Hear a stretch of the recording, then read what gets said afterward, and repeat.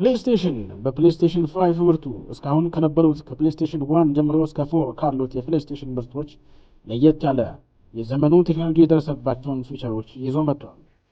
የመጀመሪያው የሚጠቀመውን ሃርድ ዲስክ ከ825 ጂቢ ኤስኤስዲ ሃርድ ዲስክ መጠቀሙ ነው። ይህም የጌሞቹን የመክፈትና የመዝገብ ፍጥነት የተቀላጠፈ ያደርገዋል።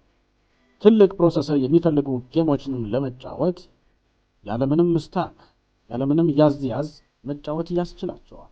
ሌላው የፕሌይስቴሽን 5 ኩሊንግ ሲስተሙን የሚጠቀመው ኩሊንግ ሲስተም ኬሚካል ኩላንት በመባል የሚታወቅ ሲሆን ጌሚንግ የሚፈልገውን ሙቀት ለመቆጣጠር የተሻለ የኩሊንግ ሲስተም ይዞ መጥቷል። አብሮት የመጣው የጆይስቲክ ፊቸር ደግሞ እስካሁን ካሉት ጆይስቲኮች ለየት ባለ መልኩ ዱዋል ሾክ የሚለውን ቀይሮ ዱዋል ሴንስ ይዞ መጥቷል። ይህም ማለት ጌም በምንጫወትበት ሰዓት የጌሙን አንዳንድ ፊቸሮች በትክክል ስሜቱ እጃችን ላይ እንዲመጣ በማድረግ ለየት ያለ ኤክስፒሪየንስ ይሰጣል። በተጨማሪ የተሻለ የጌሚንግ ኤክስፒሪየንስ ለየት ያለ ሪዞሉሽን ይዞ መጥቷል። በተሻሻሉት የፕሌይስቴሽን 5 ቨርዥኖችም ይህንን ፊቸሮች እያሻሻለ ቀጥለዋል።